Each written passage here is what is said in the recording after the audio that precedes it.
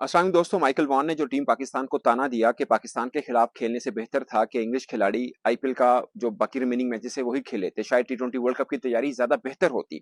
इस पर मैंने सवाल किया हारिस रऊफ से, उन्होंने क्या जवाब दिया वो मैं आपको बताऊंगा, मगर दो और खास बातें की और उन बातों को सुनने के बाद मुझे ऐसा लगा कि कॉन्फिडेंस लेवल हो तो हारिस रऊफ जैसा, वरना हो ही ना। उन्होंने एक बात ये की, उनसे पूछा किसी जर्नलिस्ट ने कि आप इंजरी के बाद आए और आपने पहले मैच में निस्बतन बेहतर बॉलिंग की है, तो आपको कितना यकीन था? उन्होंने बोला कि मैं इंजर्ड रहा कुछ माह, मैं क्रिकेट नहीं खेला, मगर मुझे यकीन था कि मैं जैसे फिट होऊंगा ना और जैसी मेरी परफॉर्मेंस थी, मुझे 100% यकीन था कि मैं पाकिस्तान टीम के अंदर सीधा आ जाऊंगा, क्योंकि मेरी परफॉर्मेंस इतनी अच्छी रही है और इसलिए मेरा टीम में आना बनता भी था। तो ये बिल्कुल क्लियर कट एक चीज थी।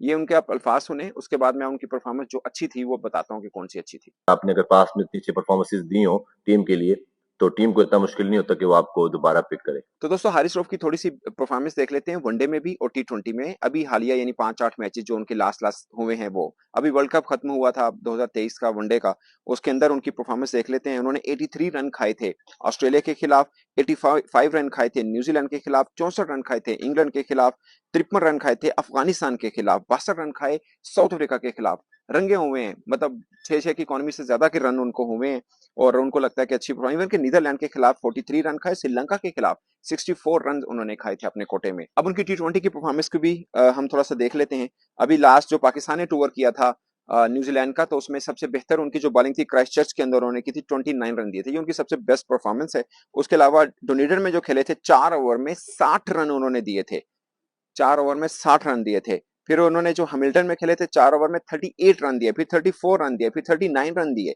फिर 35 रन दिए रावलपिंडी में जो मैच हुआ था। ये उनकी टी20 के आखिरी 6-7 मैचेस की परफॉर्मेंस है। लगभग 9-10 की इकोनॉमी के साथ वहां पे रन खाए हैं, वनडे में 6 की इकोनॉमी के साथ रन खाए हैं, मगर उनको मान है कि वो उनको श्योर था कि अगर वो फिट हो जाते तो यकीनन पाकिस्तान टीम में आ ही जाते, और यही उनकी हालिया परफॉर्मेंस है जो माजी की वो बात कर रहे हैं कि मेरी परफॉर्मेंस इतनी अच्छी थी कि मैं जैसे फिट होता मुझे यकीन था कि मैं पाकिस्तान टीम के अंदर आ जाना। और उनकी जगह पे जो खेलते रहे वो अब्बास अफरीदी हैं। आप उन दोनों का कंपैरिजन करके देख लें, आपको अब्बास अफरीदी की परफॉर्मेंस कहीं बेहतर लगेगी हारिस रऊफ की, और आप नसीम शाह को ड्रॉप करके बैठे हुए हैं, उनकी परफॉर्मेंस हारिस रऊफ से आपको कहीं बेहतर नजर आएगी। ये जस्ट मैं आपको थोड़ा सा एक बता रहा हूँ, बल्कि मुझे याद है 2023 वर्ल्ड कप जब हमारा बुरा चल रहा था तो सब ये सोच रहे थे कि अगर हारिस रऊफ नसीम शाह होते तो पाकिस्तान टीम एक डिफरेंट लुक में जरूर नजर आती।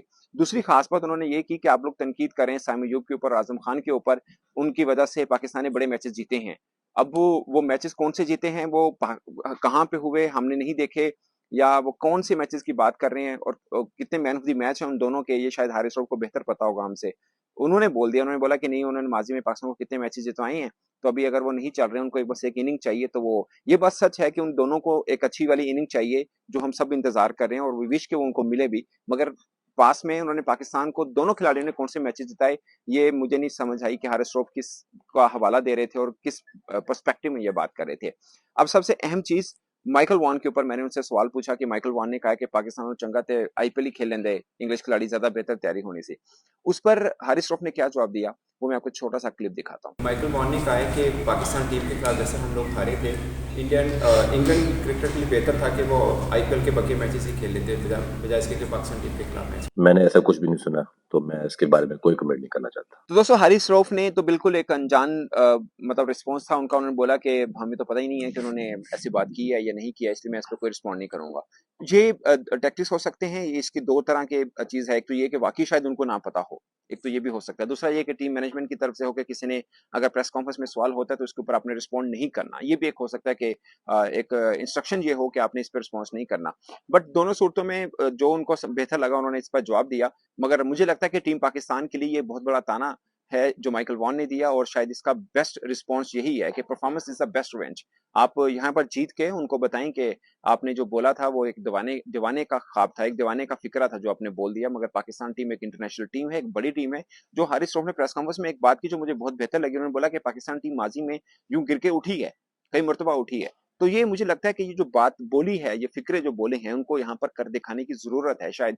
और ये भी शायद बेहतर है कि हमारे खिलाड़ी लफ्जी वॉर मत करें माइकल वॉन के ऊपर और परफॉर्म करके बताएं कि आप जो कह रहे थे आप गलत कह रहे थे और आप शायद आपको अपने दिमाग को बेहतर करने की जरूरत है, क्योंकि हम एक टीम है, एक पूरी इंटरनेशनल टीम है, और अगर आप हमें कंपैरिजन करें आईपीएल की किसी फ्रेंचाइज टीम के साथ तो शायद आप गलती के ऊपर हैं।